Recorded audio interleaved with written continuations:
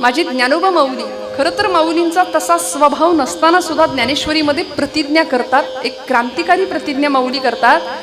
तरी अवधान ऐकले दिजे, मग सर्व सुखासी पात्र होईजे. हे प्रतिज्ञोत्तर माझे उघड ऐका.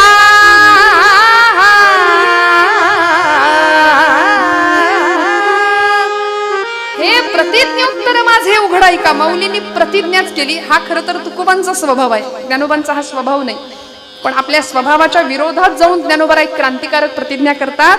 तरी अवधान ऐकले दिजे. अवधान म्हणजे काय? एक चित्त, चित्ताचं एकाग्र असणं, मनाचं एकाग्रता असणं, ही सकल संतांची कायम असलेली धारणा आहे. आमच्या चित्ताच्या एकाग्रतेविषयी 12व्या अध्यायामध्ये भगवंतांनी अखंड सांगितलंय. अथ चित्तम समाधातुम न शक्नोषि मयि स्थिरम अभ्यास योगेन ततो मामिच्छाप्तुं धनंजयः. मला प्राप्त करण्याची जर इच्छा आहे धनंजया, हे पार्था, तू जर करत असशील तर तुला काय करावं लागेल? तुला अभ्यास योग साधावा लागेल. आणि दुसरी गोष्ट चित्ताची एकाग्र अवस्था. अथ चित्तम समाधातुम न शक्नोषि मयि स्थिरम. त्यामुळे मनाची एकाग्रता, चित्ताची एकाग्र असणं आध्यात्मिक दृष्टीने किंवा पारमार्थिक क्षेत्रामध्ये अत्यंत अशी महत्वाची गोष्ट म्हणून माऊलींनी पहिला शब्द वापरला. तरी अवधान ऐकले दिजे. लक्षपूर्वक श्रवण करावं. परिणाम काय होणार आहे? मग सर्व सुखासी पात्र होईजे. आणि माऊली असं तसं नाही, हे प्रतिज्ञोत्तर माझे उघड ऐका म्हणतात.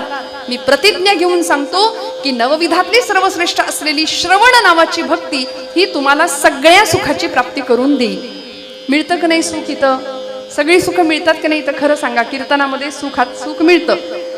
म्हणजे आम्हाला निरूपणातलं सुख मिळतं, गाण्यावर ज्यांचं प्रेम आहे त्यांना गाण्यातलं सुख मिळतं, ज्यांना सिद्धांत, तत्वज्ञान, दृष्टांत, विवेचनावर जास्त प्रेम आहे त्यांना त्यातला आनंद मिळतो, ज्यांना अगदीच निद्रा नाश आहे घरी त्यांना इथं आल्यानंतर तेही सुख मिळतं की नाही? खरं सांगा, अशी लागते की नाही टाळी ब्रह्मानंदी? बरं, काही मंडळी इतकी हुशार असतात की अगदी ट्रँगल निवडून बसतात, म्हणजे बरोबर खांब असा निवडतात. म्हणजे आता इथं बसली ते अजिबात हलू नका, चांगलं टेकून बसलाय बसा, काही माझं म्हणणं नाही.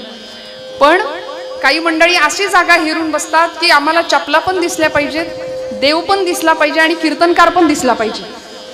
त्यामुळे असं आता हे इथलं नाही मी सांगत, आपण कीर्तनावर प्रेम करता म्हणून मी तुम्हाला काही म्हणत नाही. पण अनेक ठिकाणी आम्ही जेव्हा जातो ना तेव्हा असे अनुभव येतात. पण श्रवणातलं खरं सुख काय आहे? सगळ्या सुखाची प्राप्ती आम्हाला या नवविधातल्या सर्वश्रेष्ठ अशा भक्तीमधनं प्राप्त होते. काय काय मिळतं इथं? येथ मनाचा मारू न करिता, कुठल्याही प्रकारची मनाला शासन देण्याची गरज नाही. माऊली सांगतात इंद्रिया दुःख न देता, देहदंडन करायची गरज नाही, जंगलात जायची. म्हणजे कथा के लिए जाने की हमारी औकात क्या है, कथा के लिए तो वो जाते हैं जिनको बाके बिहारी बुलाते हैं. तिकडून बोलावणं यावं लागतं आणि ते आम्हाला आलंय म्हणून आम्ही इथं आहोत. एवढं कायम पक्क मनात ठेवा. मला तर कायम असं वाटतं की आपलं देवानी सिलेक्शन केलंय. देवानी प्रत्येक गोष्टीसाठी प्रत्येकाची निवड केलेली असते. इथं जी मंडळी गायन क्षेत्रातली आहेत ना त्यांनी सरळ समजायचं, माझं देवानी मला निवडलंय. हजारो माणसं आहेत, माझ्याच गळ्यात सुंदर का सूर दिला असेल तर त्याचं गुणगान गायला. वादन क्षेत्रातल्या मंडळींनी कायम लक्षात ठेवावं की मला देवानी निवडलंय.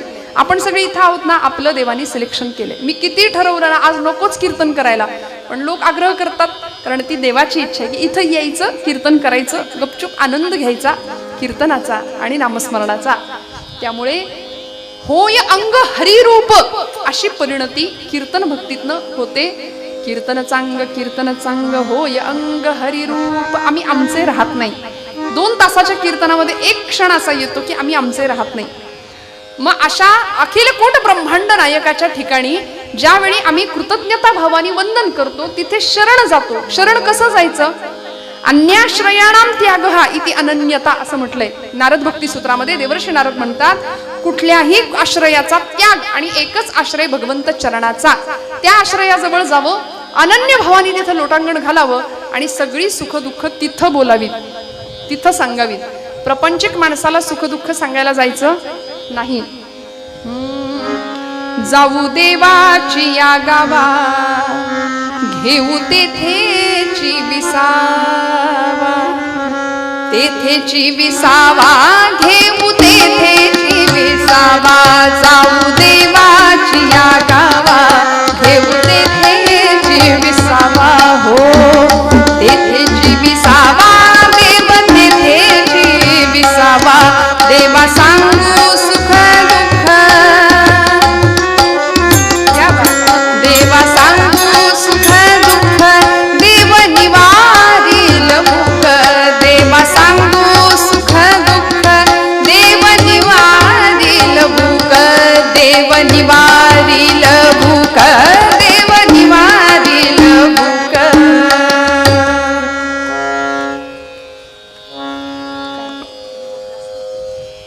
तुका म्हणे आम्ही बाळे या देवाचे लढीवाळे. थोडासा रिवर्ब कमी करा, पूर्ण बंद करू नका, किंचित.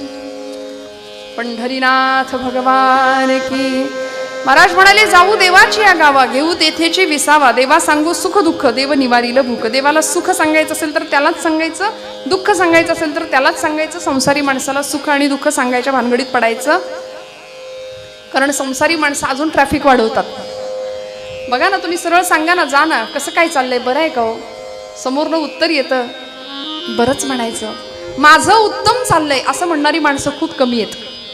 माझं सगळ्यात छान चाललंय, एकदम उत्तम आहे, आरामात आहे असं म्हणणारी माणसं कमी आहेत. चालायचंच, कसं तरी चाललंय, बरंच म्हणायचं, अशी निगेटिव्हिटी असणारी माणसं खूप आहेत आजूबाजूला आमच्या. आणि लोकांचा नकार आमची असलेली ऊर्जा खाऊन टाकतो. त्यामुळे नकारार्थी माणसाच्या सहवासात राहायचंच नाही. फार कायम साधू संत सत्पुरुष संतांचा संग, ग्रंथांचा संग, आणि मग संतांच्या सहवासात आल्यानंतर जीवनाकडे बघण्याचा अत्यंत सुंदर असा दृष्टिकोन आम्हाला प्राप्त होतो, जो तुकोबराय आम्हाला या अभंगाच्या माध्यमातून देतायत. भगवंताचं एक वेगळं विलक्षण, अनेकांनी भगवंतांना त्या रूपात पाहिलं, पण तुकोबराय त्या भगवंतांना धर्माची मूर्त असं अभंगात म्हणताय. देवाचं वर्णन करत असताना देवाचं सामर्थ्य, देवाचं स्वरूप आम्हाला तुकोबराय सांगतायत, की जे सामर्थ्य, जे स्वरूप आणि जो स्वभाव भगवंतांचा आम्ही भागवत ग्रंथाच्या प्रथम श्लोकामध्ये ऐकलेला आहे.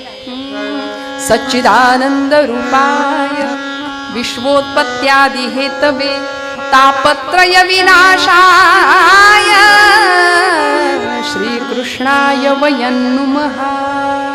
भगवंतांचं स्वरूप, सामर्थ्य आणि स्वभाव सांगितला या ग्रंथामध्ये, या श्लोकामध्ये. देव कसा आहे? सच्चिद आनंद रूपाय. सत्स्वरूप आहे, चित स्वरूप आहे आणि आनंद स्वरूप आहे. विश्वोत्पत्त्यादि हेतवे, हे देवाचं सामर्थ्य आहे. सगळं विश्व त्यांनी निर्माण केलंय. विश्वाच्या उत्पत्ती, स्थिती आणि लय या तीनही गुणांना किंवा तीनही स्थितींना तो कारण आहे. विश्वाची उत्पत्ती त्यांनी केली, पालन पोषण त्यांनीच केलं आणि संहार करता सुद्धा तोच आहे. एकोहम बहुस्याम असं त्याला वाटलं, तो एकटा होता, अनेक झाला, अनेकाची निर्मिती केली आणि एवढं सगळं करून सगळ्यामध्ये आहे आणि कशातच नाही असा तो भगवंत. आणि शेवटचं तिसरं त्याचं स्वरूप किंवा त्याचा स्वभाव सांगितला, तापत्रय विनाशाय. देव त्रिविध तापांचं निराकरण करणारा किंवा त्रिविध तापांपासून आमची मुक्ती करणारं ते परमात्म तत्व आहे, ते ब्रह्म आहे, ते अखिलकोट ब्रह्मांडाचं नायकाचं स्वरूप आहे. तुकोबराय या अभंगामध्ये त्याची स्तुती गातायत.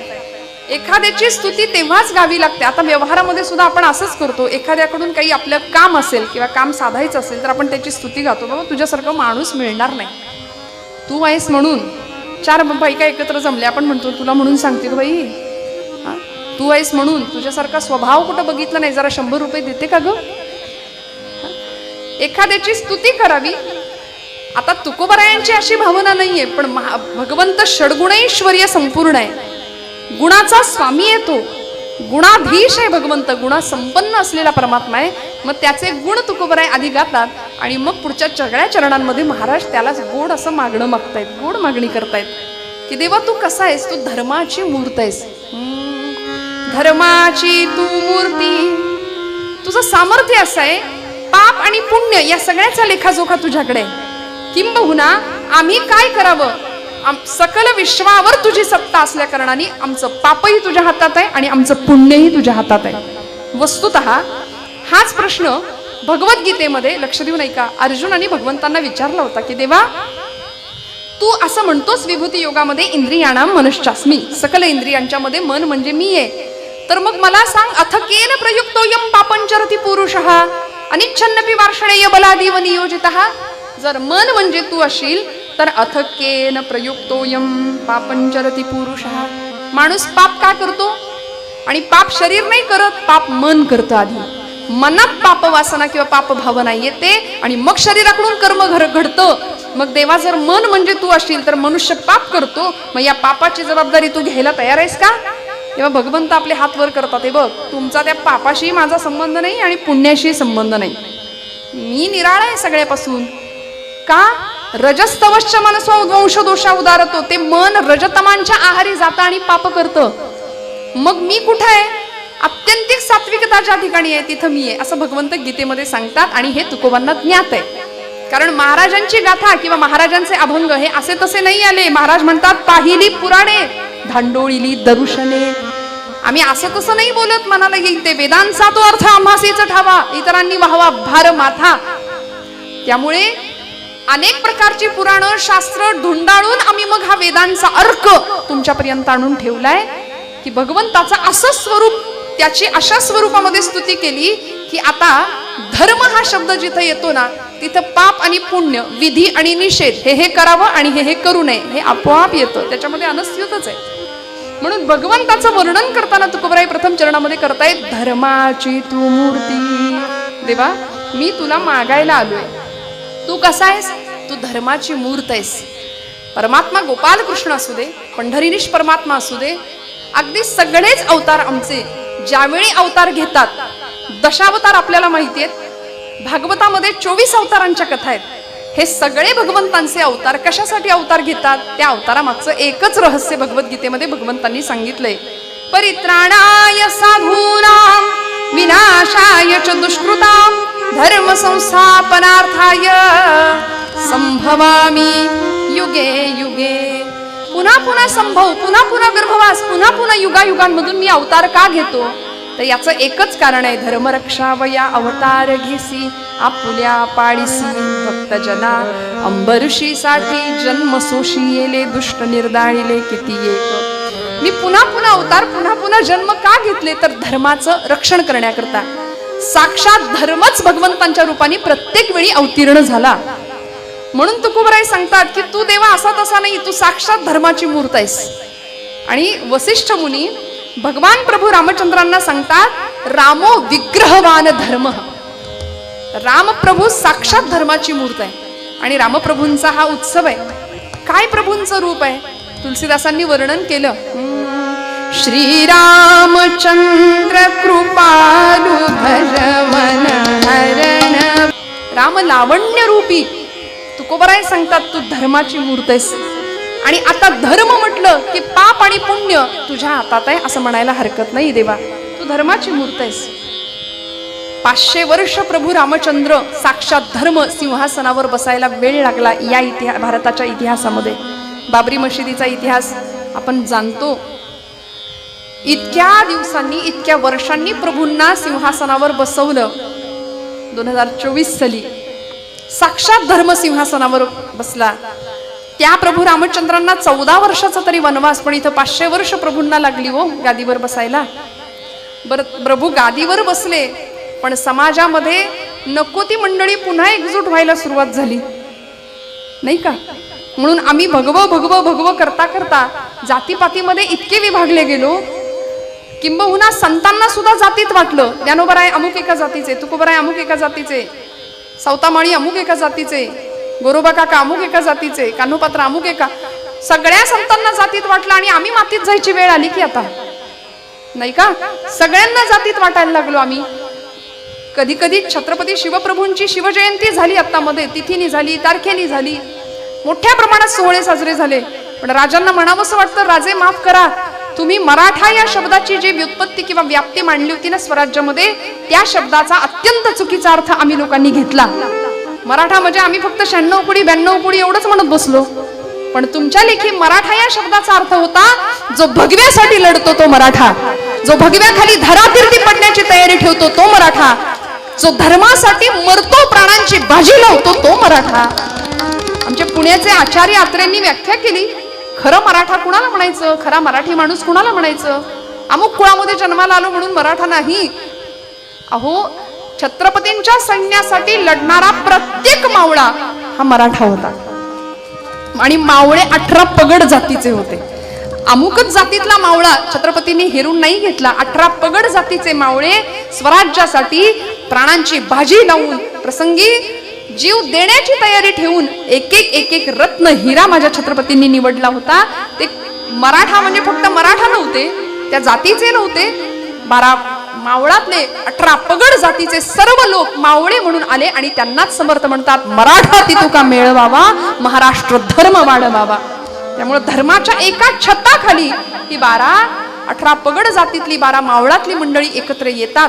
आत्र्यांनी सांगितलं, मराठी मराठी मराठी कुणाला म्हणायचं, ज्याला ज्ञानोबांची एक तरी ओवी पाठ आहे त्याला म्हणायचं मराठी, आहे का. ज्याला तुकोबरायांचा एक तरी अभंग पाठ आहे त्याला म्हणायचं मराठी. आणि ज्यांनी माझ्या शिवछत्रपती प्रभूंचा एक तरी गड पायाखालनं घालून आणलाय त्याला म्हणायचं मराठी. मराठीची व्याख्या आहे.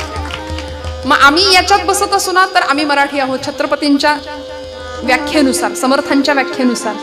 धर्माचं एक छत्र सबंध जगावर राहावं हे हिंदू राष्ट्र आहे.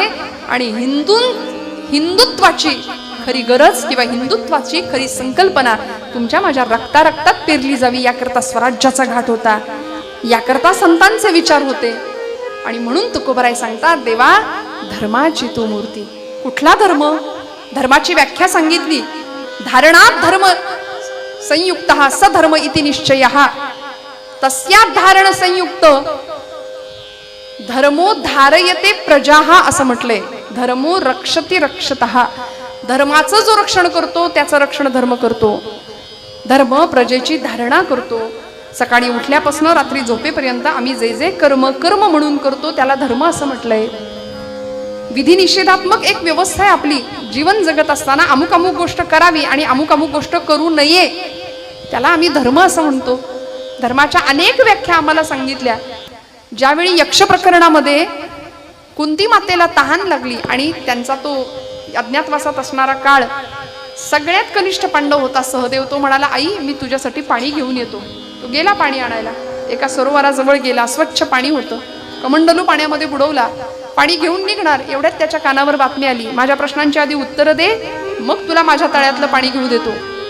ऐकलं नाही, तिथं मूर्छित पडला. पुन्हा नकुल गेला, नकुलाच्या बाबतीतही तेच घडलं.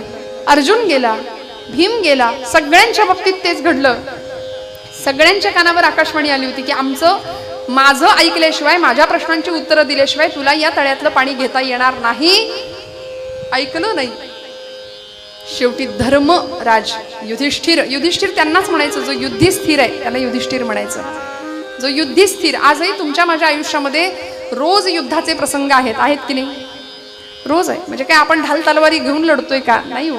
पण अखंड संघर्ष आहे, वैचारिक संघर्ष आहे. महाराज म्हणले, रात्रंदिन आम्हा युद्धाचा प्रसंग, अंतर्बाह्य जग आणि मन, अखंड संघर्षजन्य परिस्थिती आहे. पण अशा स्थितीमध्ये काय करायला लागेल?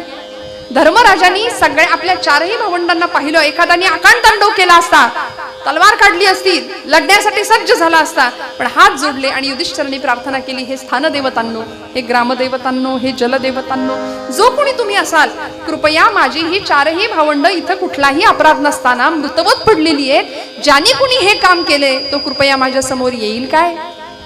याला म्हणायचं धर्मराज.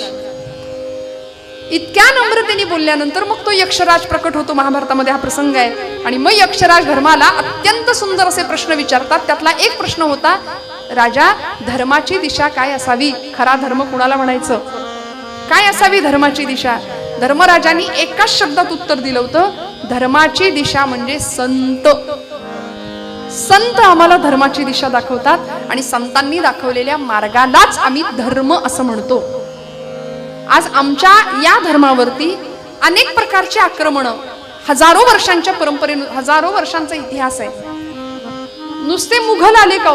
शक आले, हुन आले, डच आले, पोर्तुगीज आले, इंग्रज आले, मुघल आले. अनेकांनी अनेक प्रकारच्या स्वाऱ्या केल्या. सगळे लुटारू सगळं लुटून नेण्याच्या मागे लागले. पण खरी आमची भारतीय हिंदू संस्कृती नाही कुणाला नेता आली.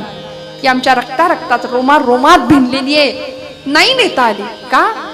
इतर संस्कृतींचं उत्खनन करून हडप्पा मोहनजोदडो काढता आल्या, पण हिंदू संस्कृती अशी उत्खनन करून मिळणार नाही. ती आमच्या रक्तात आहे, ती आमच्या रोमात आहे. हिंदुत्व म्हटलं, छत्रपती शिवप्रभू धर्मवीर छत्रपती संभाजीराजांचा बलिदान दिवस परवा पार पडला. फाल्गुन वद्य अमावस्येचा दिवस, मृत्युंजय अमावस्या जिला म्हणतात. 39 दिवसांचा अतोनात छळ करून अमावस्येच्या दिवशी अत्यंत निर्घृणपणे माझ्या राजाला औरंग्याने मारलं. धडापासनं मस्तक वेगळं केलं, शिरच्छेद केला, पायापासनं डोक्यापर्यंत इंचा एवढे तुकडे माझ्या राजाच्या देहाचे केले. पण धर्म या एका संज्ञेसाठी, धर्म या एका संकल्पनेसाठी राजाने सगळं सहन केलं.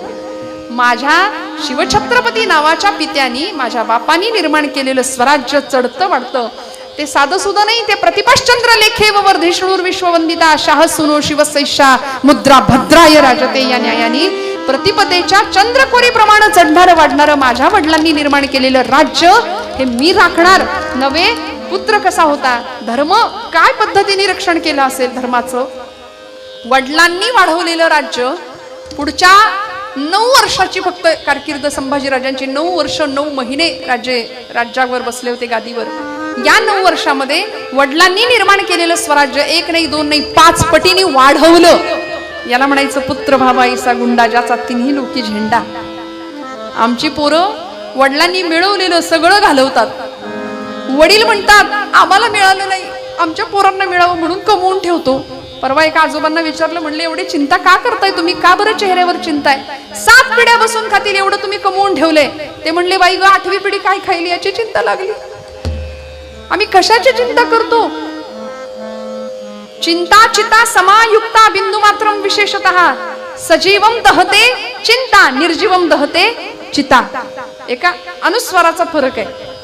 निर्जीव माणसाला जाळण्याचं काम चिता करते, सजीव माणसाला जाळण्याचं काम चिंता करते. मग ही चिंता सोडावी, परमेश्वराला शरण जावं. तुकोबराय त्याची स्तुती करतात, देवा तू कसा आहेस, तू धर्माची मूर्त आहेस. अवतार घेतला षडगुणैश्वर्य संपन्न म्हणून कृष्णावतारामध्ये ज्ञान वैराग्य ऐश्वर्य यशश्री औदार्य हे 6 गुणवर्य वसती जेथ. येणे कारणे भगवंत जो निसंगाचा सांगा तू, तो म्हणे पार्था दत्त चित्तू होई आता. भग म्हणजे गुण आणि वान म्हणजे व्यापण. गुणांनी जो व्याप्त आहे त्याला भगवान म्हटलंय. आणि असा गुणाधीश गुणांचा स्वामी असलेला भगवंत आहे. त्याच्याकडे किती गुण आहेत, ज्ञान वैराग्य ऐश्वर्य यशश्री औदार्य. तो ज्ञानी आहे. कुठलं ज्ञान, फिजिक्स केमिस्ट्री झूलॉजी बायोलॉजी असलं ते तर होतच हो, त्याला ते तर होतच.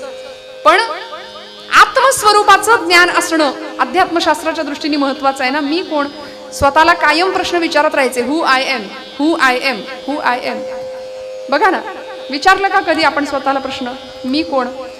उत्तर मिळतं अमुक अमुक अमुक, माझं नाव, माझ्या देहाला दिलेलं नाव, मी कोण आहे, अमुक अमुक अमुक. परत एकदा विचारायचं हु आय एम. आता सांगितलं की अमुक अमुक अमुक माझं नाव, नाही मी अमक्या अमक्याचा लेख. बर, परत विचारायचं मी कोण, मी या गावचा एक नागरिक आहे, या देशाचा एक नागरिक आहे, मी कोण. परत विचारत राहायचं. मग आम्हाला एक दिवस उत्तर मिळतं अहम ब्रह्मास्मी. मी ब्रह्म आहे, मी तोच आहे, मी त्या भगवंताचा एक अंश आहे. जे निवृत्तीनाथांना उत्तर मिळालं, जे ज्ञानोबांना उत्तर मिळालं, आम्ही चकोर हरिचंद्रमा, आम्ही कला तो पौर्णिमा, हे निवृत्तीनाथांना मिळालेलं उत्तर आहे. जे ज्ञानोबांना मिळालं अनंत वेशे अनंत रूपे देखील आम्ही त्यासी, बाप रखुमा देवीवर खुण बाणली तैसी, योगी या दुर्लभ तो मिया देखिला साजणी. योग्यांना दुर्लभ असलेला सुद्धा परमेश्वर निर्गुण परमात्मा तो मला बघायला मिळाला. आता धर्माला म्हणजे तुकोबरायांनी त्याला धर्माची मूर्त म्हटलंय. धर्म या संकल्पनेमध्ये देवाला ठेवलंय. धर्म म्हणजे देव, साक्षात धर्म. धर्मच अवताराला आला भगवान गोपालकृष्णांच्या रूपाने. म्हणून तर कृष्णम वंदे जगद्गुरु म्हणून रथाचं सारथ्य करत असताना धर्माचं संरक्षण करण्याकरता धर्मच स्वतःच उभा राहिला. दुर्योधनाला लाख समजावून सांगितलं होतं, बाबा रे सोड असत्याची बाजू. शिष्टाई करता गेले होते की नाही तिथं, कुठे गेले होते आपण जागे आहेत ना सगळे. शिष्टाई करता भगवान गोपालकृष्ण गेले दुर्योधनाच्या त्या कौरवांच्या सभेमध्ये. समजावून सांगितलं दुर्योधना, पांडवांना काही नको रे बाबा, 5 गावं मावतील एवढी जमीन दे आणि रिकामा हो ना, कशाला काळजी करतोस, नको ते युद्ध. दुर्योधन म्हणतो 5 गावच काय, सुईच्या टोकावर मावेल एवढी जमीन सुद्धा पांडवांना मिळू देणार नाही, काय करायचं ते कर म्हणले कृष्णा. तुला मी धर्माच्या 4 गोष्टी सांगतोय, ऐक. दुर्योधन म्हणतो जानामि धर्मम नच मे प्रवृत्ती, मी धर्म जाणतो पण मी धर्माने वागू इच्छित नाही, माझी ती प्रवृत्तीच नाही. मी धर्म जाणत नाही असं नाही, मी धर्म जाणतो. जानामि अधर्मम नच मे निवृत्ती, मी अधर्म जाणतो पण मी अधर्म सोडणार नाही, तिकडून निवृत्ती घेणारच नाही. त्यामुळे धर्म अधर्म खरा समजावून सांगण्याकरता भगवंतालाच धर्म रूपाने अवतीर्ण व्हावं लागलं. आणि मग धर्मपालन करणाऱ्यांच्या मागे स्वतः हा धर्म उभा राहिला. धर्माचं रक्षण करणाऱ्यांच्या मागे स्वतःच धर्म रक्षण करता उभा राहिला. कशा पद्धतीने रक्षण केलं, किती पद्धतीने रक्षण केलं हे मी सांगायला नको. कृष्णचरित्र रामचरित्र आपण जाणता. रावणाचा विध्वंस केला, रावण वध केला, खऱ्या अर्थी धर्मरक्षण केलं भगवंतांनी. कंसाच्या छातीवर मुष्टी प्रहार, त्रैलोक्याचा भार होऊन भगवंत आले, कंस संपला, धर्माचं रक्षण केलं भगवंतांनी. अनेक भक्तांचा संहार केला, पालन केलं, पोषण केलं. अनेक अवतारामध्ये प्रल्हादासारख्या लहान बाळासाठी भगवंत त्या दैत्याच्या सगळ्या अटी मंजूर करून ना मानव ना दानव, ना घरात ना बाहेर, ना दिवसा ना रात्री म्हणून नरसिंह रूपाने जन्माला आले, अवतार घेतला. काय करावं या धर्माच्या मूर्तीने, साक्षात धर्मच पुन्हा पुन्हा पुन्हा पुन्हा भगवत अवतार म्हणून जन्म घेत होता, मूर्त स्वरूपामध्ये येत होता. म्हणून तुकोबरायांनी त्याचं गुणगान गायलं, त्याची स्तुती केली. धर्माची तू मूर्ती, पाप पुण्य तुझे हाती. आणि आता देवा तू असा आहेस ना, तू एवढा मोठा आहेस ना, तुझी सत्ता, तुझं सर्व व्यापकत्व, तुझं सामर्थ्य मी तुला सांगतोय, त्याची प्रार्थना केली बरं का. आता ज्याला मागायचंय तो केवढा मोठा आहे. महाराज त्याचं वर्णन करतात, तुका म्हणे व्यापक नभा होई अणुचाही गाभा. एवढा व्यापक आहे भगवंत, किती त्याचं व्यापकत्व सांगावं. विश्वरूप दर्शन योगामध्ये भगवान गोपाल कृष्ण अर्जुनाला दर्शन देतात. अनंत रूपोदर वक्त नेत्रम पश्यामि त्वां सर्वतोऽनंत रूपम नान्तं न मध्यम न पुनस्तवादिं पश्यामि विश्वेश्वर विश्वरूपम.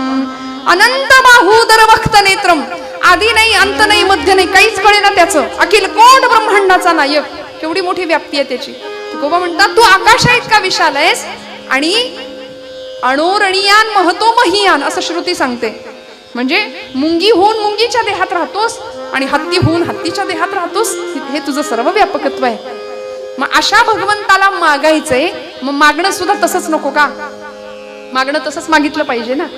आता हे आमचं मागणं फार वेगळं असतं, आमची झोळी कायम फटकीच असते, किती द्या.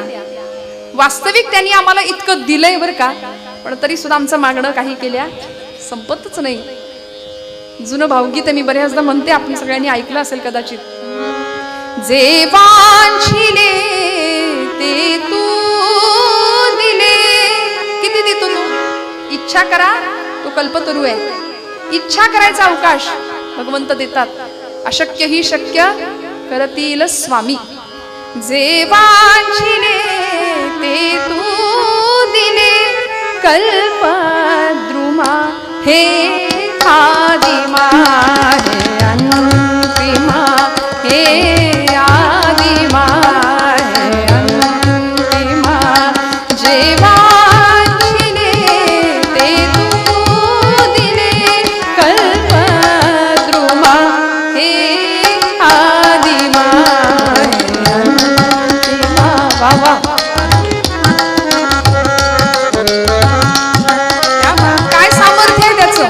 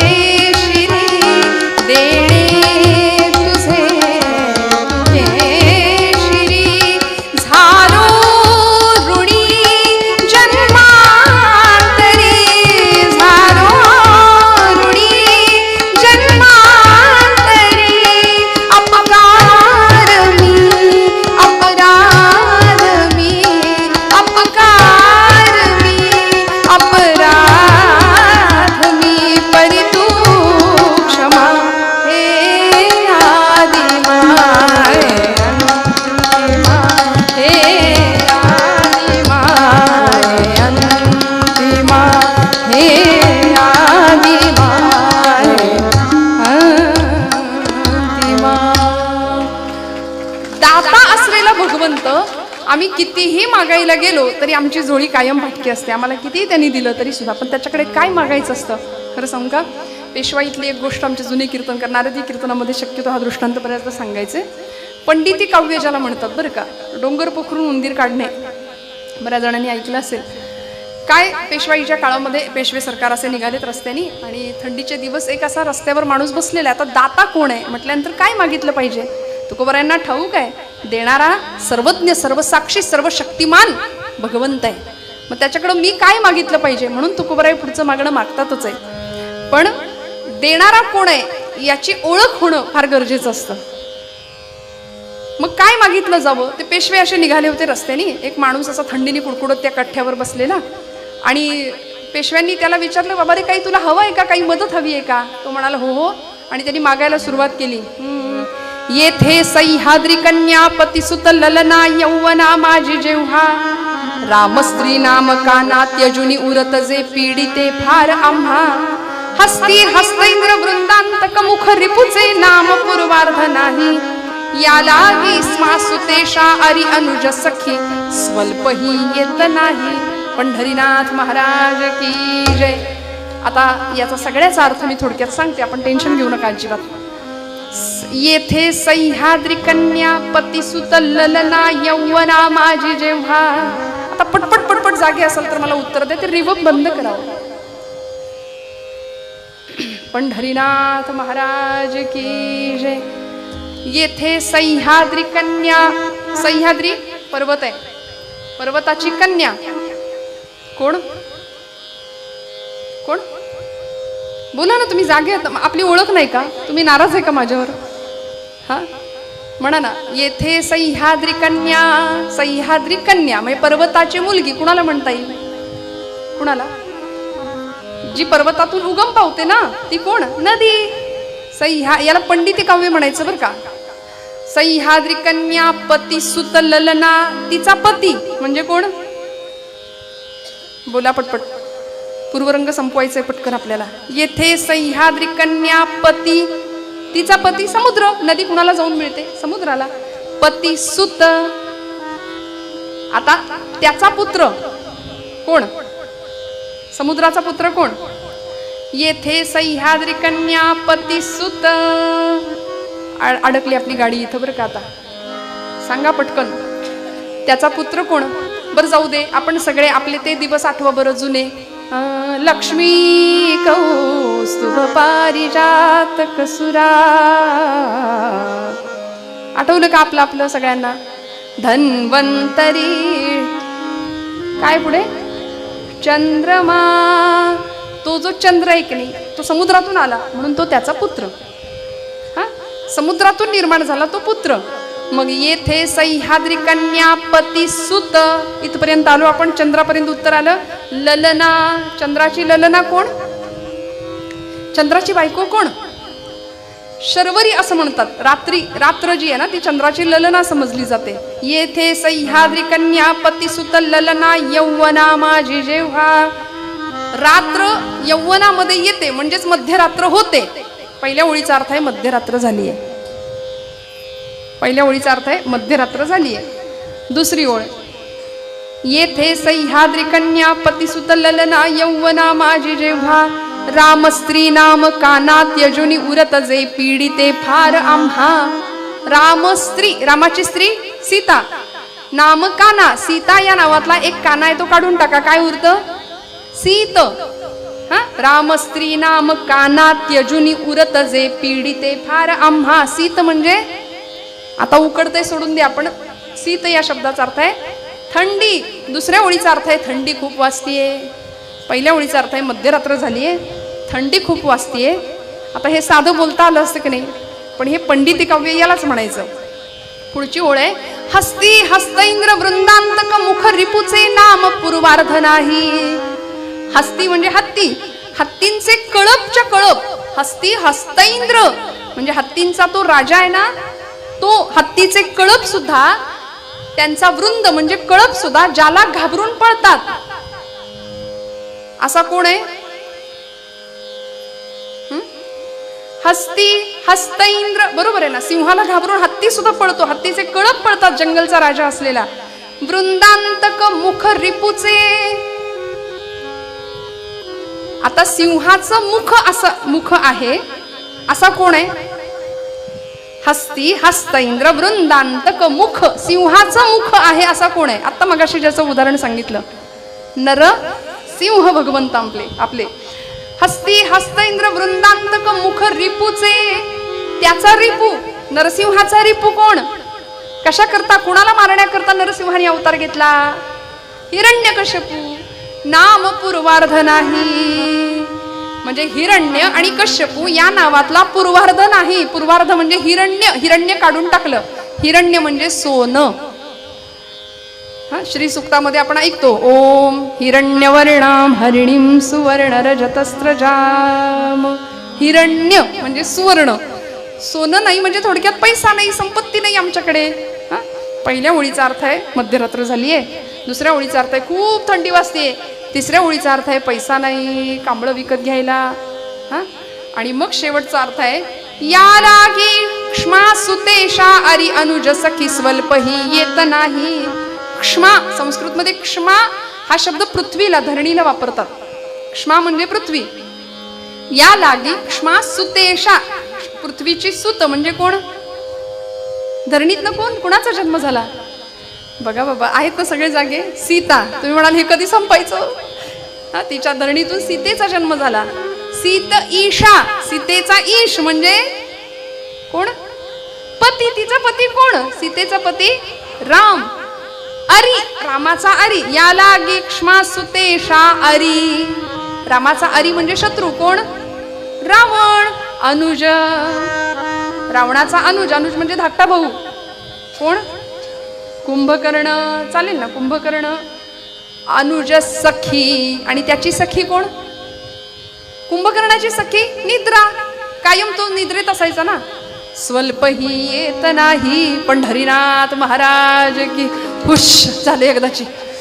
या लागी क्ष्मा सुतेशा अरी अनुज सखी स्वल्पही येत नाही, म्हणजे झोप येत नाही. पहिल्या ओळीचा अर्थ आहे मध्यरात्र झाली आहे, दुसऱ्या ओळीचा अर्थ आहे थंडी खूप वाजते, तिसऱ्या ओळीचा अर्थ आहे पैसे नाही आहेत कांबळं विकत घ्यायला, आणि चौथ्या ओळीचा अर्थ आहे त्यामुळे झोप येत नाही. मग ते पेशव्यांनी त्याचं ते ऐकलं आणि ते म्हणले, याची बुद्धिमत्ता किती मोठी आहे, वा वा वा. कांबळं तर दिलंच, पण कांबळं नावाचं गावच इनाम म्हणून त्याला देऊन टाकलं. अहो, मागणारं कोण आहे, देणारं कोण आहे, याची जाणीव ठेवावी आणि त्यानुसार मागणं मागावं. तुकोबरायांनी दाता किती सर्वश्रेष्ठ आहे, किती श्रेष्ठ आहे त्याच्याकडे पाहिलं आणि मग मागणं मागतात. धर्माची तू मूर्ती, पाप पुण्य तुझे हाती, आणि मग मागणं मागतात, देवा काय देशील? मज सोडवी दातारा, कर्मापासून दुस्तरा. देवा द्यायचंच असेल तर असं दान दे किंवा असं इच्छा पूर्ण कर की या कर्मबंधनामध्ये मी अत्यंत वाईटरित्या फसलोय, मला या कर्मबंधनातनं सोडव, या संसार बंधनातनं मला सोडव. आणि आमच्या सगळ्या दुःखाला कारण जर कुठलं असेल ना तर आमचं कर्म, जे कर्म आम्ही अनेक जन्मांचं फळ म्हणून घेऊन आलोय, गाठोडं घेऊन आलोय, प्रत्येक जण या कर्माचं गाठोडं घेऊन इथं आलाय. हे कर्म तुम्हाला मला कुणालाच नाही चुकलं, या कर्माचे भोग भगवंताला सुद्धा नाही चुकले, तर आपण कोण? मग काय करायचं इथं येऊन? आणिले बांधून सारे, आणिले बांधून सारे, ते इथे भोगायचे, ते इथे भोगाय सारा संभवोनी राम हृदयी घ्यायचे. आणिले बांधून घेऊन आलोय आपण प्रत्येक जण. इथं भोगायचंय, करायचं काय?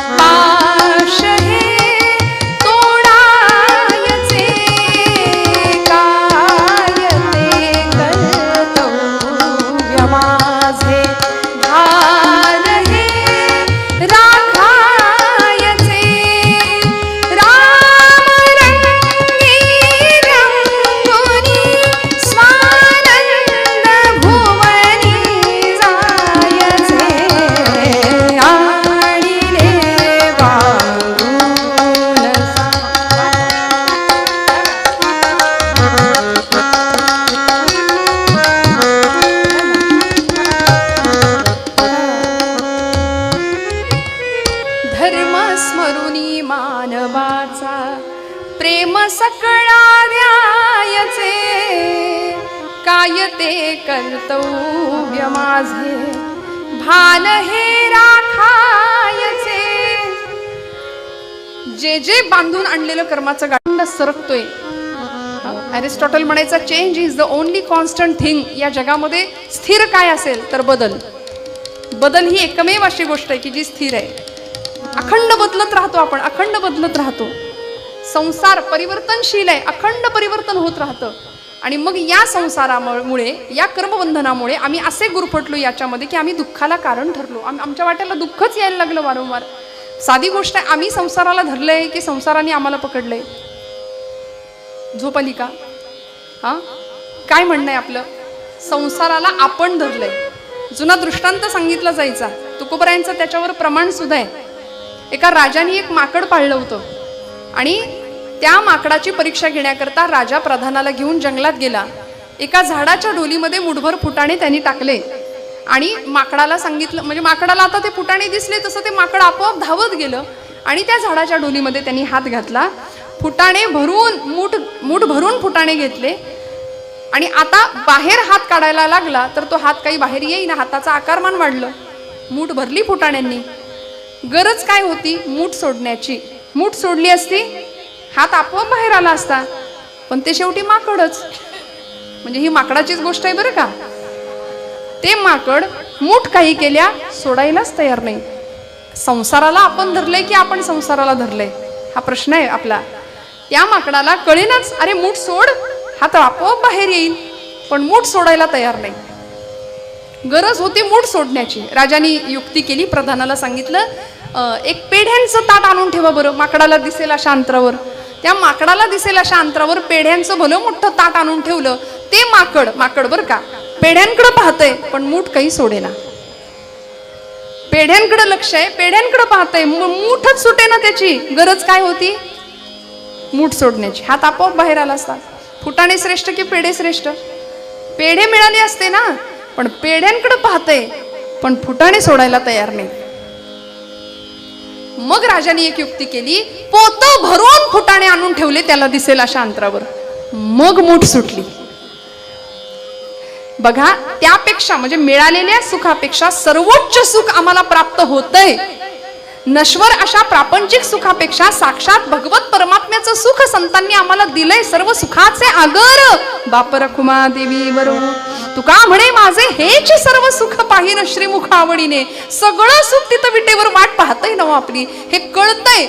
पण मूठ सुटेना माकडाची, पण मूठ सुटेना. आपल्या सगळ्यांची मूठ सुद्धा अशीच आपण आवळून धरली आहे ना.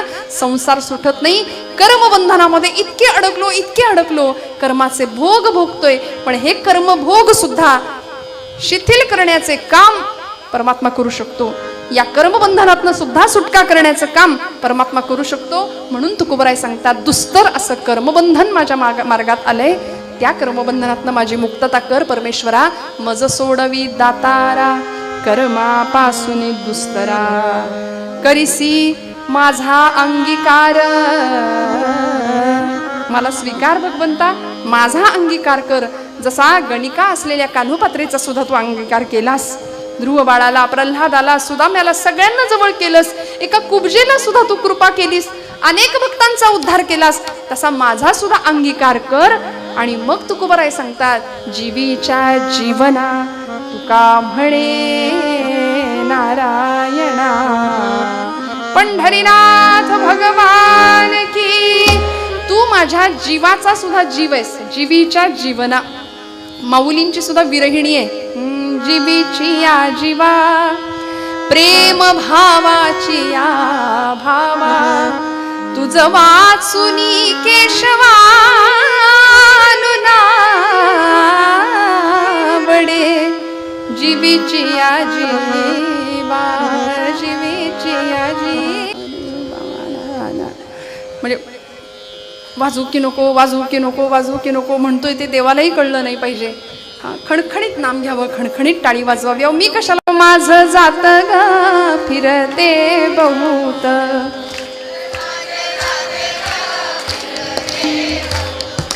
सुंदर माझे जाते ग फिरते बहुत.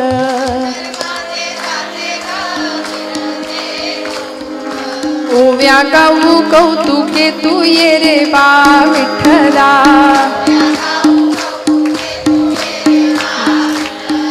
बघा कसे आमचे पुरुष वर्ग मंडळी. तुम्हाला म्हणायला सांगितली आमचं काहीच काम नाही, तुम्ही म्हणा. याचा अर्थ तुम्हाला काही लगेच कोणी दळण नाही आणून देणार दळायला. अहो सुंदर माझ जात ग फिरते बहुत. बोला बोला मागे. ओव्या गाऊ कौतुके तू ये रे बा विठ्ठला.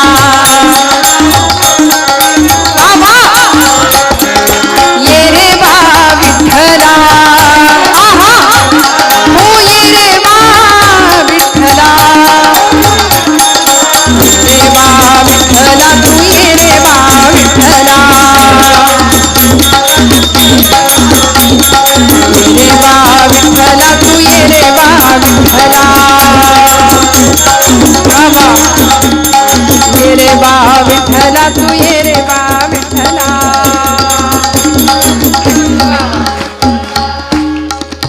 असा प्रपंच, अध्यात्माचा स्पर्श असलेला प्रपंच करायला काय हरकत आहे.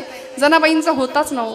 14 माणसांचं दळण रोज दळायच्या. त्या हातामध्ये जातं असायचं, काम असायचं आणि मुखात अखंड नाम असायचं. आपण जर चपाती भाकरी भाजी करताना इथं केल्याची किंमत नाही, खाल्ल्याची किंमत नाही, गिळा एकदाशी असं करून जर वाढलं तर खाणाऱ्याला तुम्ही बासुंदी वाडा, श्रीखंड वाडा, आम्रखंड वाडा, काही त्याचा अर्थ नाही. पण हेच तुम्ही साधी चटणी भाकरी सुद्धा छान देवाची द्वारी उभा क्षण भरी तेणे मुक्तिचारी साधी येल्या असं मस्त पोळ्या करता करता भाकऱ्या करता करता हरिपाठ जर केला तर हरिपाठाच्या संस्कारातनं तयार झालेली भाकरी आमच्या पतिदेवांनी, आमच्या मुलांनी, आमच्या घरातल्यांनी खाल्ली तर आचार किती समृद्ध होईल याची कल्पना करा. अन्नात जायते बुद्धी म्हटलंय. जसं अन्न तशी बुद्धी घडेल, निर्माण होईल. त्यामुळे तुमच्या माझ्यावर खूप मोठी जबाबदारी. येथ वडील जे जे करीती तया नाम धर्म ठेविती त्याची येर अनुष्ठिती सामान्य सकल. मोठ्या माणसांवर प्रचंड मोठी जबाबदारी आहे. येणारा पुढचा काळ अत्यंत भीषण आणि भयावह आहे आमच्या लेकरांसाठी. लेकरं संख्येने कीर्तनाला सुद्धा कमीच दिसतात. तरुण पिढी कीर्तनाला संख्येने तुलनेने कमी दिसते. त्यामुळे येणारा काळ अत्यंत भयान भीषण आहे.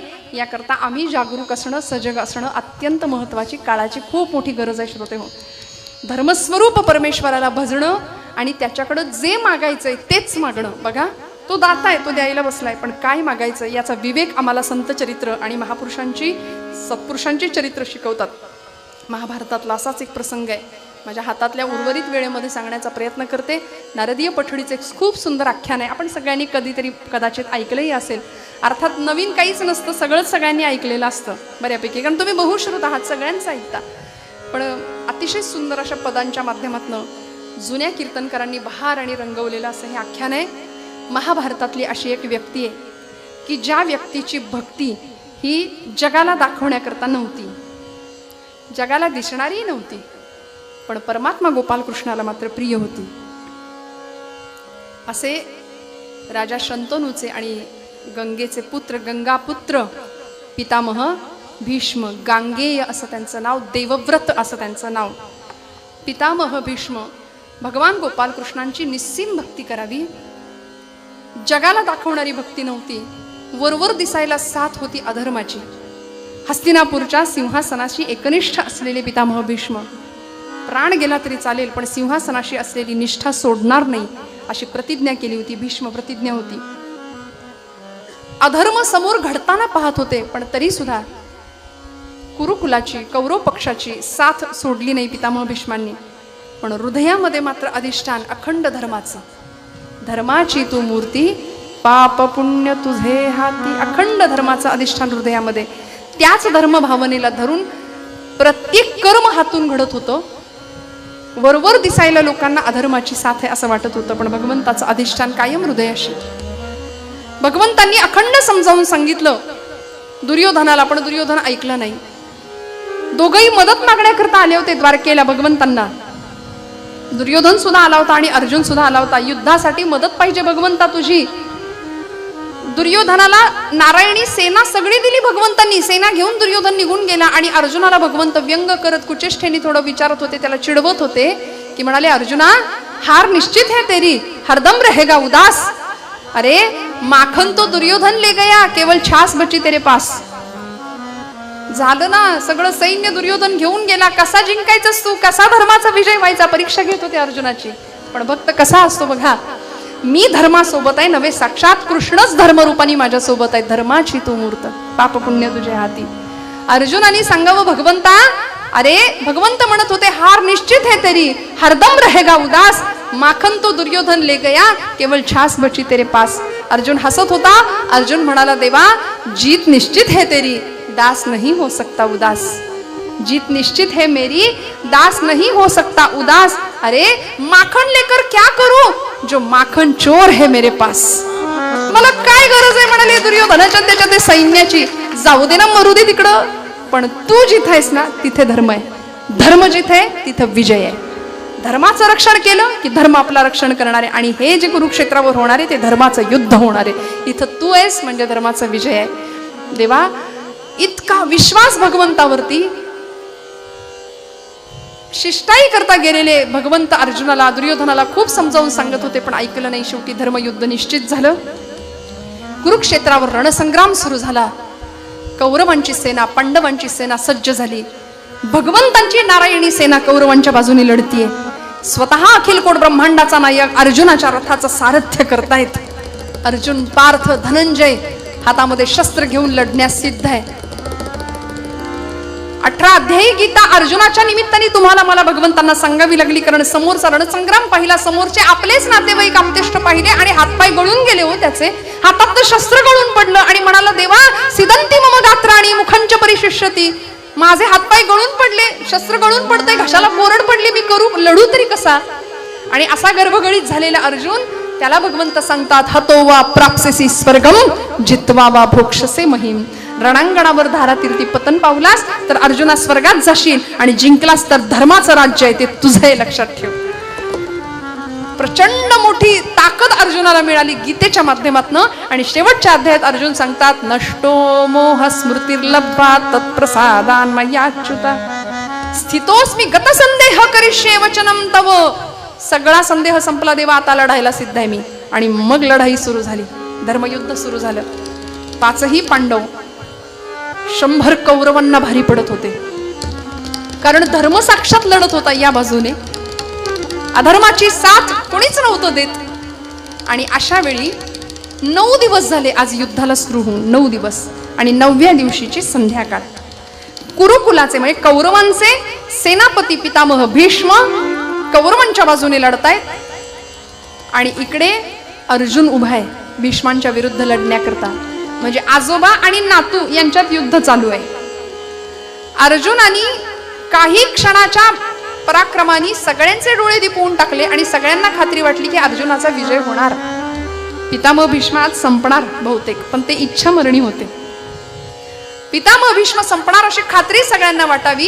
अर्जुनाने 1.5 घटकेमध्ये बाणांची अशी काही झाडी लावली पितामहांच्या अंगावरती.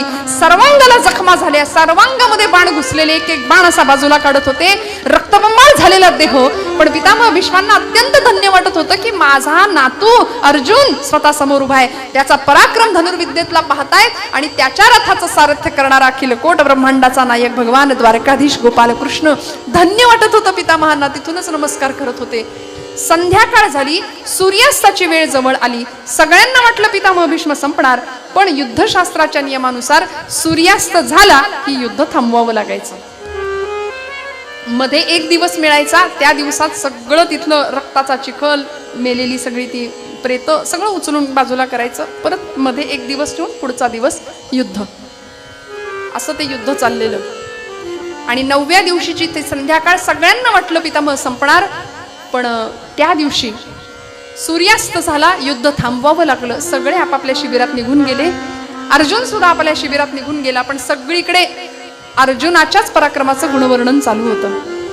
वा वा वा, काय अर्जुनाचा पराक्रम, काय अर्जुनाची धनुर्विद्या, सगळीकडे त्याचं कौतुक. आणि बरीच माणसं अशी असतात समाजामध्ये की त्यांना काही जणांचं कौतुक सहन होत, त्यांना दुर्योधन म्हणावं, नाही का. अर्जुनाचं कौतुक दुर्योधनाला नाही सहन झालं. अहो, स्तुती करावी, जे योग्य आहे, जे तिथं कौतुक करण्यासारखं आहे तिथं कौतुक करावं ना.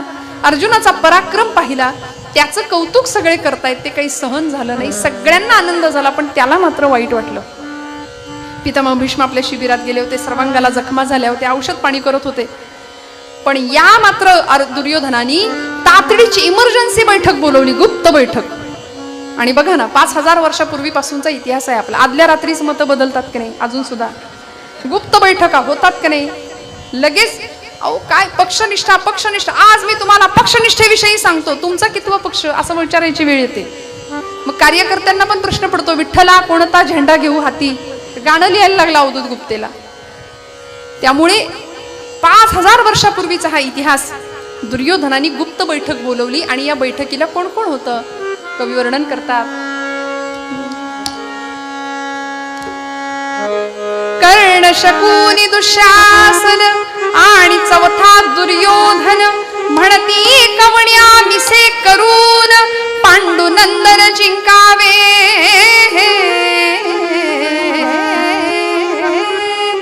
4 जण बैठकीला बसलेत. कोण कोण आहेत? कर्ण, शकुनी, दुःशासन आणि चौथा दुर्योधन. 4 जण. आपल्याकडे चौकडी असते, तिला काय म्हणतात? जाऊ दे ना, मी कशाला बोलू. पारापारावर कट्ट्या कट्ट्यावर बसलेली माणसं असतात. या देशाची क्रांती झाली पाहिजे, याला काही कळत नाही, त्याला काही कळत नाही, यांच्या हातात पत्ते, तुम्ही काय करता? अशी चौकडी बऱ्याच ठिकाणी आपल्याला आढळते. तशी दुर्योधनाने ही चौकडी बसवली आणि प्रश्न उपस्थित केला सगळ्यांच्या मध्ये. आज 9 दिवस झाले युद्धाला सुरुवात होऊन, माझे निम्म्यापेक्षा जास्त भाऊ संपले आणि पांडवांपैकी एकाही वीराला आपण संपू शकलो नाही. तेव्हा या युद्धामध्ये पराभव कुणाचा होणार, या युद्धामध्ये विजय कुणाचा होणार, असा दुर्योधन प्रश्न उपस्थित करतोय. कुणीच काही तिथं बोले ना, पण एक जण हसले. ते होते शकुनी मामा. ते हसले आणि ते नुसते शकुनी नव्हते, होते अपशकुनीच पात्र होतं ते महाभारतातलं, आपल्या सगळ्यांना माहित. त्यांचं हसणं दुर्योधनाला कळलं आणि दुर्योधन म्हणाला, मामा बोला ना, काय बोलायचंय तुम्हाला, नुसते हसताय कशाला? काही जणांचं हसणं सुद्धा सूचक असतं बघा. बोला, नुसते हसू नका, बोला. शकुनी मामा म्हणले, बोलू, तुला आवडेल? हा बोला ना म्हणाले. आता असंही 11:15 होत आहेत, 11:30 पर्यंत होईल ना तुमचं बोलणं? होईल म्हणाले. मग बोला, पटकन बोला, काय बोलायचंय तुम्हाला? शकुनी मामा म्हणले, दुर्योधना, अरे फसलायस लेका, तू फसलायस. तुझ्या बरोबर कपटाने व्यवहार केला जातोय, तुला कळत नाही? मामा काय बोलायचंय, सरळ सरळ बोला. अरे वेड्या, पितामह भीष्म सेनापती आहेत कौरवांचे आणि रक्षण करतायत पांडवांचं. असा शत्रूला फितूर असलेला सेनापती काय कामाचा? सेनापती बदल पहिला, सेनापती बदलू आणि सेनापती बदलून सेनापती करू कोणाला? करू कौरव सेनेचा. शकुनी मामा म्हणतायत, दुर्योधना तुला एवढं कळत नाही का रे? एवढं कळत नाही? कोण आहे तुझ्या शेजारी बसलेला, जरा बघ, किती निष्ठावान आहे तुझ्याशी. प्राण गेले तरी चालतील पण तुझ्याशी असलेली निष्ठा सोडणार नाही, त्याला कर सेनापती. कोण होता शेजारी? हा कर्ण तुझा प्रिय सखा, कर्ण तुझा प्रिय सखा, असता धरितोसी व्यर्थ काळजीला. यत शक्ती किती वर्णू, यत शक्ती किती वर्णू, भीतो मनी आणि ताची काळजीला.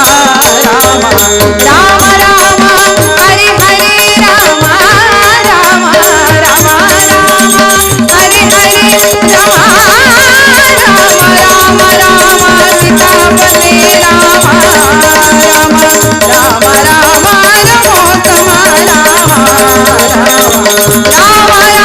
राम हरे हरे रामा यत शक्ती किती वर्णू, भीतो मनी आणि ताच काळजीला. अरे काळ सुद्धा ज्या शक्ती समोर उभा राहू शकत नाही, काळ घाबरतो ज्या शक्तीला. असा कर्ण तुझा प्राणप्रिय सखा मित्र असताना तू घाबरतो कशाला? याला सेनापती कर ना. पण दुर्योधन अजूनच शंकेनी संशयानी पाहतो एक शकुनीकडे. मामा म्हणले, शकुनी मामा म्हणले की दुर्योधना, अरे नाही इथे मामा आहे तो, पण ते चांगले मामा आहेत आमच्या सगळ्यांचे, पंढरीनाथ भगवान की. मामा म्हणले, बोलू, तुला आवडेल का? तुला आवडेल? कर्णाला सेनापती पदावर रुजू कर, भीष्मांना सेनापती पदावर बाजूला कर, आणि माझ्यावर विश्वास नसेल तर आत्ता या क्षणाला जा, भीष्मांच्या शिबिरात जा, तिथं बघ काय चाललंय ते, तिथं जाऊन बघ. आणि दुर्योधन खरंच की रात्रीच मध्यरात्रीच गेला.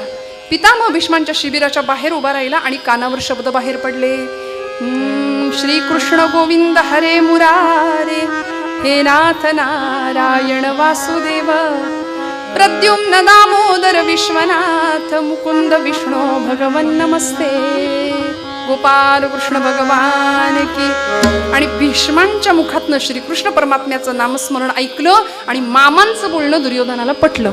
म्हणाले खरंय की असा शत्रूला फितूर असलेला सेनापती काय कामाचा. जाऊ दे म्हणाले. आतमध्ये गेला, प्रवेश केला आणि भीष्मांना सांगितलं, आजोबा काय लावलंय. पितामह भीष्म म्हणले, राजा या वेळेला आत्ता तू माझ्या शिबिरात कशा करता आलास. कशा करता नाही, आज 9 दिवस झाले युद्धाला सुरुवात होऊन. माझे निम्म्यापेक्षा जास्त भाऊ संपले आणि पांडवांपैकी एकाही आपण वीराला मारलं नाही. या युद्धाचा परिणाम काय होणार. आपण पक्षपातीपणा करता, पांडवांचं रक्षण करता, नोकरी आमची करता आणि रक्षण मात्र पांडवांचं त्या काळ्याचं करता, त्याची बाजू धरता. पितामह भीष्म म्हणले, राजा राजा राजा अरे थांब. अरे कसला आरोप करतोस माझ्यावर. माझं वय बघ, माझ्या अंगावर झालेल्या जखमा बघ, वेळ बघ काय आहे. फार बोललास रे, जा आता झोप जरा, तू झोप, मलाही अशी विश्रांती घेऊ दे. फार बोललास, जा. दुर्योधन म्हणला, जातो पण उद्याच्या दिवसात पांडव संपले पाहिजे. भीष्म चिडले. दुर्योधना काय म्हणलास, उद्याच्या दिवसात पांडव संपले पाहिजेत. अरे पांडवांना संपवणं, विजय मिळवणं हे काही माझ्या हातचं आहे. आणि त्यांच्यावर विजय मिळवण्याकरता आजपर्यंत तुझं केलेलं कर्म काय आहे की तुला जय मिळावा. आजपर्यंत केलेलं कर्म आठव. सत्याची बाजू आहे तुझी, धर्माची बाजू आहे तुझी. दुर्योधन म्हणतो, ते काही मला माहिती नाही, उद्याच्या दिवसात पांडव संपले पाहिजेत. पितामह भीष्म म्हणतात, दुर्योधना असले आरोप करतोस ना माझ्यावर. अर्जुनाच्या बाणांनी जेवढ्या जखमा झाल्या नाहीत ना, तेवढ्या जखमा तुझ्या शब्दांच्या बाणाच्या होत आहेत मला.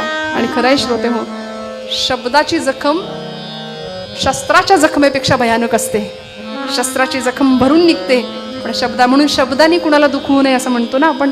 शब्दांनी कुणालाच नाही दुखवायचं. भीष्म म्हणे रे राया, लागती वाग्बाण काळ झाला की, समरी श्रम आता तुझ वदता फार काळ झाला की. जा जा, उशीर झालाय म्हणाले, आता बोलू नकोस काही, जा. निघाला. उद्याच्या दिवसात पांडव संपले पाहिजे, त्याचं आपलं तेच टुमणं. भीष्म संतापले. थांब म्हणाले. काय म्हणालास. उद्याच्या दिवसात पांडव संपले पाहिजे. ठीक आहे, उद्या हा भीष्म तरी तुमच्या मार्गातनं बाजूला होईल, नाहीतर पांडव तरी स्वर्गवासाला जातील. शपथ घेतो, प्रतिज्ञा करतो म्हणाले. उदयी कमारीन पंडू नंदना,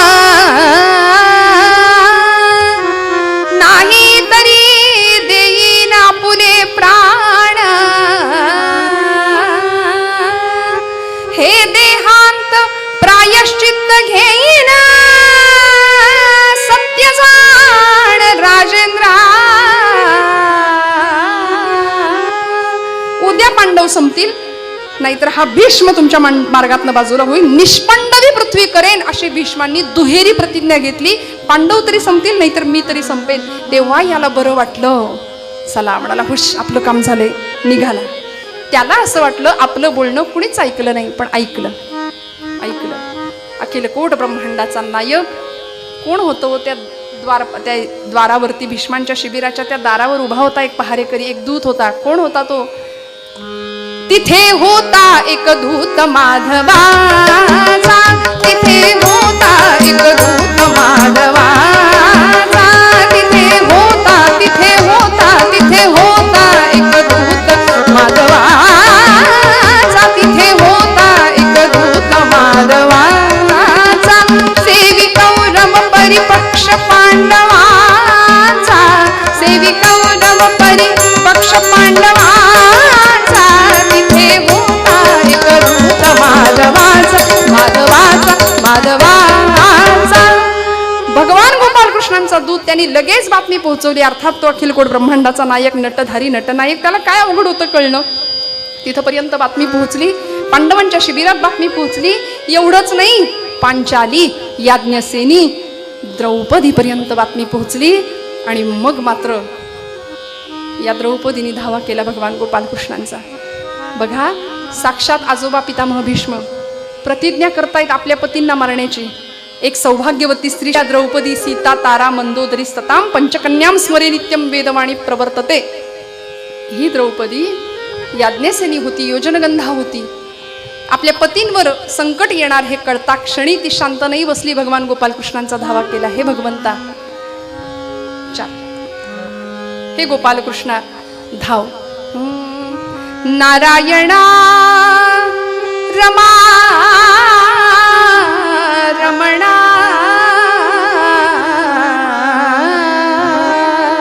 हे कृष्णा, हे गोविंदा, हे माधवा, हे ऋषिकेशा धाव. माझ्या प्रत्येक संकटात तू धावलास ना. भर दरबारात दुःशासनाने मला केसांना धरून फरफटत ओढत आणलं होतंस, दयेची याचना करत होते, पण तू आलास, कुणीच नाही माझ्या कामी आलं. आता परत ये. नारायणा रमा रमणा नारायणा रमा रमणा मधुसूदना मनमोहना रे मधुसूदना मनमोहना करुणाघना रे नारायणा रमा रमणा नारायणा.